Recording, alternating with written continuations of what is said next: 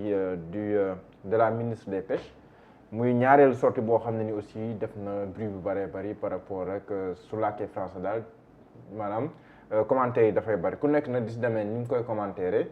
mais yow doyen yow bindkat bi yow mi yàgg suivre politique u Sénégal boo xoolee lii muy répété wu première fois peut-être mën nañ wax erreur wala nangam mais mi répété wu lan la lay jox comme jàngat ndax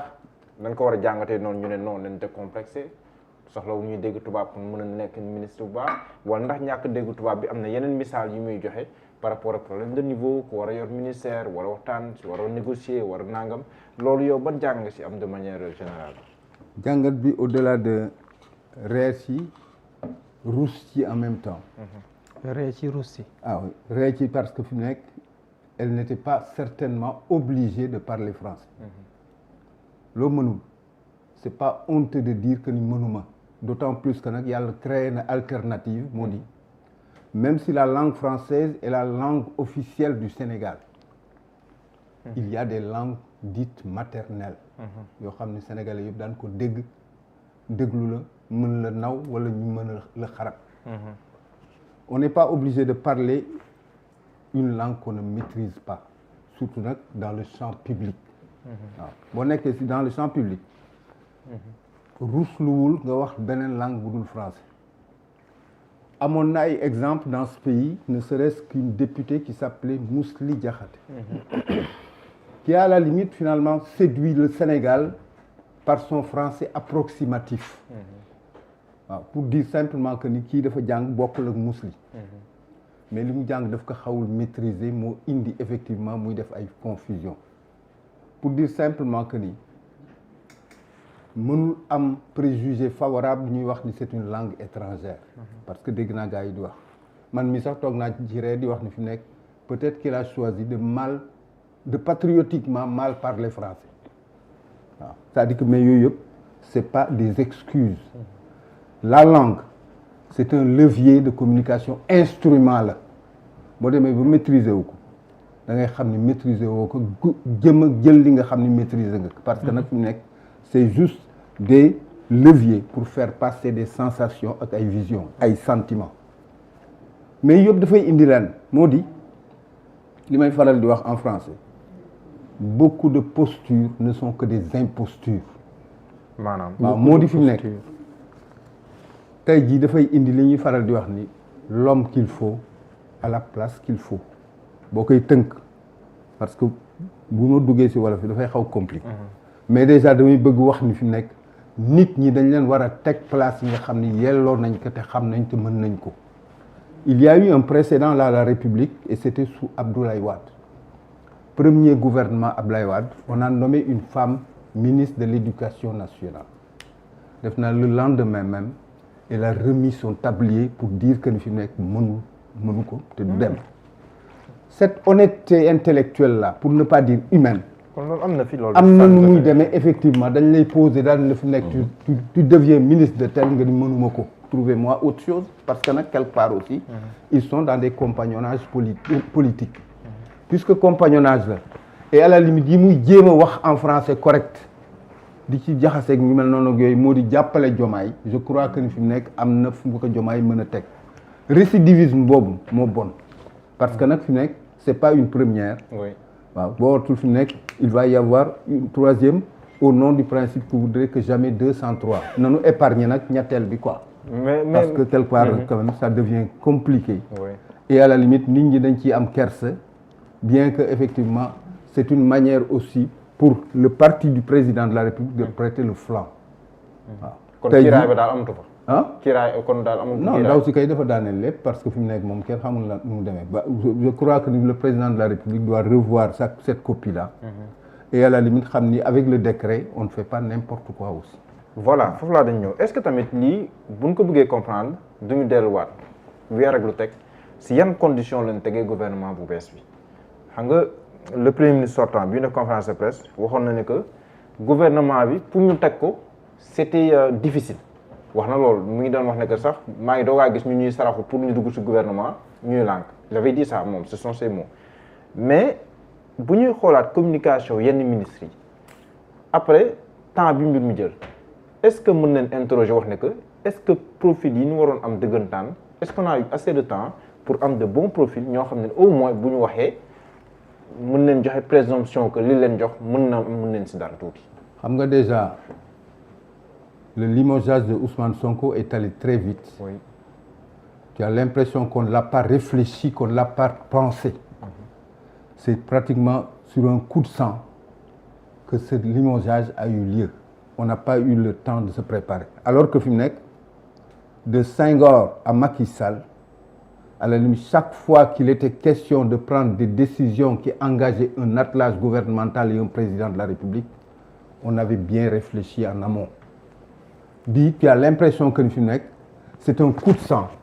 waaye dafa énervé rek daal ni fi mu nekk non je limoge et quand tu limoges un premier ministre c'est tout un gouvernement et il fallait effectivement au nom de la continuité de l'État faire de sorte qu'il n'y ait pas de rupture. Malheureusement la rupture a eu lieu parce que fi mu nekk on ne s'est pas préparé et jusqu'à preuve du contraire ba tey jii les gens étaient dans une perspective d'un pouvoir Pastef qui devrait continuer. Moo indi effectivement on n'est pas allé chercher midi à 14,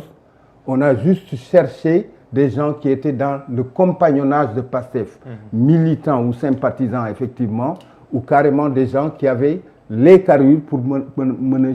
a nekk des ministres. À tel point que fi mu nekk tout le monde quand même est réellement éveillé. Bu fekkee ne xale yee yeewu léegi waxuma nag ñi nga xam ni quand même ils ont fait des cursus universitaires, ils ont eu des diplômes, ils ont eu à la limite une trajectoire qui leur permet d'avoir les reculs et de prendre les hauteurs nécessaires pour réfléchir. Koo ci ñëw daal ni ko fi mu nekk dama bëgg nga nekk ministre déjà c'est des gens d'engagement et de conviction. ñu dugg Pastef yëpp je crois que ni fi mu nekk les 3650 jours qu'ils ont traversé mooy 10 ans yi nga xam ne traversé nañ ko. ont formaté des gens qui sont devenus des gens d'engagement et résolument debout pour le Pastef. À tel point que dafa doon difficile nga war xëy suba daal di leen fi mu nekk non vous trahissez et vous me rejoignez parce qu'en fait quelque part aussi briser un compagnonnage à de certains moments c'est de la trahison pour ne pas dire fi mu nekk c'est pas uniquement un désengagement mais dafay nekk déjà un projet qui les a réunis parce que c'est pas un homme qui les a réunis c'est un projet qui les avait tous réunis et qui les engageait et qui a fait que quelque part bu amee cette lutte cette coupure là ce lieu de rupture effectivement les gens se sont braqués dans ni fi nekk def seeni choix Mohamed daal ni fi nekk moi je suis tel kii daal ni fi nekk je peux aller suivre effectivement la démocratie les libertés peuvent permettre ça mais jusqu'à preuve du contraire quand on est un homme de conviction gëm réellement li tax nga effectivement nga jóg daal ni je m'engage en politique am na yoo xam ni effectivement kenn mënu la ci dugal ba war la këf moo indi effectivement la difficulté qu'il y a eu à trouver des gens effectivement mais à la limite damay wax ni fi nekk au-delà de cette histoire-là qui a fait que ni quelque part on a tourné en rond pendant une semaine ou 10 jours pour créer un gouvernement de 30 personnes comme si le Sénégal n'avait pas 18 millions de possibilités de ministres etc. dafay wane ni une chose moo di fi nekk le degré d'engagement des politiques mais à la limite aussi effectivement ni nit ñi décider daal di xam ni quelque part aussi à de certains moments il va falloir choisir et choisir froidement waaw loolu moo indi retard yi mais à la limite aussi dafay permettre nit ñi xam qui est qui tey jii par exemple Ousmane Sonko à son niveau soxlootul nit di ko woon CV xam na ku nekk mooy kan xam na à la limite ku ci nekk ce degré d'engagement ñi ko gëm le projet parce que du ma wax gëm Ousmane Sonko damay wax gëm le projet ànd nañu ak Ousmane Sonko parce qu'il a encore cette part de romantisme qui fait que quelque part il s'est levé non pas pour sa personne mais parce que dafa gëm un projet boo xam ne mën nañ ko convertir en destin pour le Sénégal ñi ko gëm ànd nañu ak moom ñi nga xam ni réellement am nañu beneen cahier de charge mentale moo di fi nekk il va falloir qu'il soit tout le temps dans les corridors de pouvoir on rejoint le pouvoir effectivement seeni liberté la je crois qu'il faut leur concéder ça et tirer les leçons qu'il faut par rapport effectivement à une trajectoire qui doit continuer parce que ba tey jii le Pastef effectivement authentique laay wax quoi parce que fi mu nekk ba léegi ñu ngi wax kiiraay mais à la limite il y a les deux concepts de républicain et de patriote etc. parce que personne n'a le monopole du patriotisme il faut leur concéder ça ñi gëm réellement que ni fi mu nekk le projet doit continuer avec Ousmane Sonko soit avec lui. Les autres effectivement ont choisi leur camp. Il faut tirer les leçons et avancer. Serigne Gueye Diop sur la dette recadrée par le ministre des Finances ñu dem tuuti sorti Abdou Lahad Ndiaye bi tout récemment sur les accidents ak yooyu. Mamadou Lamine Dianté aussi Ami Mara ñaari génn mi ça fait trop non. Ça ne fait que commencer. am naa ci yaakaar parce que quelque part aussi c'est des gens qui ne sont pas préparés à effectivement devoir cracher sur quelque chose à laquelle ils ont cru. waaw ñoom ñëpp c'est à la limite des résultantes d'un parti qui s'appelle le PASTEF. tey jii c'est des gens yoo xam ne booy analyser da ngeen tànn dañuy wax ils tournent en rond parce que ils ne savent pas par quel bout prendre réellement les nouvelles charges qui leur incombent. waaw parce qu'ils n'étaient même pas préparés à devoir vivre une rupture boo xam ne effectivement il va falloir changer de cahier de charge mentale moo indi effectivement ces errements-là parce que c'est des errements qui font que ni quelque part un ministre des Transports te dit n'importe quoi c'est-à-dire que man ba mu bëggul sax yenn saa yi da ngay ruus sax quoi effectivement parce que tu te dis que fi nekk en fait c'est des autorités qui ne sont pas à la hauteur des autorités des statuts qu'on leur donne effectivement. Est-ce que dañu yóbbu sur une question. Qui doit faire de la politique? Non, en fait. Qui doit être ministre? Non, ouais, qui doit être ministre? xam nga qui doit faire de la politique moom à la limite c'est une question bateau. Quand tu mets sur la table et je parle sous le contrôle d'un sociétaire d'un élément de la société civile. Quand tu mets sur la table déjà le devoir pour ne pas dire la liberté d'expression et la liberté de choisir. da nga leen koy nangul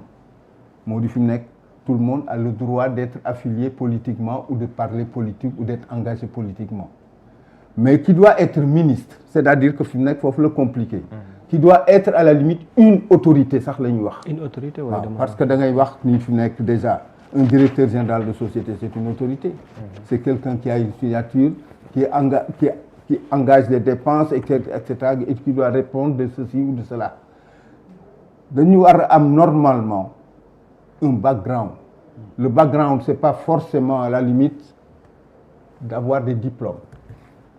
mais déjà de pouvoir effectivement manager. Parce que je le dis régulièrement, au Sénégal, on n'a plus de roue à inventer. Tout a été théorisé. Il s'agit juste de trouver des gens en aptitude d'administrer. Je le dis régulièrement dans la culture régulièrement. Dans la culture, il n'y a plus rien à inventer. Il s'agit juste de trouver des gens en aptitude d'administrer la culture parce que la culture a besoin de ça. À tel point que dans tous les domaines nécessaires, il y a possibilité de par exemple des enquêtes de moralité. Mais les enquêtes de moralité déjà devraient indiquer nga xool waa ji trajectoire sévère. Mais avec Abdoulaye Wade par exemple, on a eu une histoire qui a été renversante ou des histoires qui ont été renversantes de gens dont on disait que c'est des faiseurs de CV. dañ lay defal CV parce que Abdoulaye Wade à un certain moment par romantisme intellectuel avait voulu que tout le monde s'engage réellement dans la construction et la prise en charge du Sénégal comme question à résoudre. Pabi il voulait effectivement que ñu jox ko ce qu'on appelle l'élite, la crème. Les gens ont commencé à créer des CV. Il a été pratiquement presque abusé par rapport à ces choses-là avant de revenir pour comprendre que quelque part ñu ci bare c'est des gens qui ne maîtrisaient rien du tout. Moi, il m'est arrivé par exemple de m'asseoir avec des autorités qui n'étaient même pas, qui parlaient français, à la limite dañuy tooñ ndaw si rek, mais qui n'étaient même pas sûrs que quand deux verbes se suivent, se met à l'infinitif. Am na fi te tey jii du jeex nag effectivement, c'est-à-dire que fi nekk il va falloir refaire le tour de beaucoup de questions. En fait, je le dis régulièrement en français, damay wax fi nekk pour beaucoup de gens, il va falloir qu'ils fassent le tour de leur prison mentale. Dañu dugg ci ay carcan ba pare mënuñu ci génn nit ñi yaakaar ni par exemple am nañu tel kii doctorat machin soit mat nañu lii effectivement ngi mel noonu ak yooyu bés bu nekk nga toog ak kilifa boo génnee xeeb ko waaw yooyu yëpp day am pour dire simplement que pour choisir des gens qui doivent prendre en charge des pans de gestion d'État il faut que mu am ay nit yoo xam ni réellement on sait que ni mën nañu am nañu capacité manager et ils peuvent naviguer surtout entre les deux pôles fondamentaux qui font les bons administrateurs et les bons leaders moo di fi nekk pouvoir naviguer entre déjà le concept de leader et le concept de chef. À de certains moments, on n'est pas forcément celui qui tape sur la table, mais celui qui redouble ses manches pour travailler avec tout le monde. À de certains moments, on ne rigole plus. Ñan ñoo mën def loolu, à la limite, il faut les chercher. Mais comme disait le rabbin yiddish en 48, pour réussir Israël comme projet de société et faire de sorte qu'Israël réellement marque et soit présent dans le monde, il ne faut pas à la limite 1 million d'Israéliens, il faut juste 36 personnes. Sénégal am na 36 personnes yoo xam ne boo leen tegee ñu dawal Sénégal correctement et à la limite sans état d'âme. yooyu am na fi je crois que ni fi nekk. yi yëpp di am nag dafay pousser l'autorité suprême, le président de la République, à devoir réellement faire le tour du propriétaire pour comprendre que ni quelque part tey jii fi mu toll nii à moins de 1095 jours parce que 3 ans desatu ko à moins de 1095 jours il lui faut faire froidement le tour du propriétaire, ne serait-ce que dans une perspective de laisser des traces et des marques lui survivre positivement. D'accord. Babou dama ak docteur Adama Sadio. Alors docteur sur la même question par rapport ak li xew en tant que docteur li ngay gis nii ci biir scène bi ndax ñu cité nañ ko fi sànq gouvernement bi niñ ko tabbee woon gis nga ko déjà le début mais cool yi fi muy gën a génnee daanaka mooy li xew ci week-end bi weesu après Mamadou Lamine Diante sorti communication boo xam ne coow polémique am na ci Abdou Ahane Ndiaye la même chose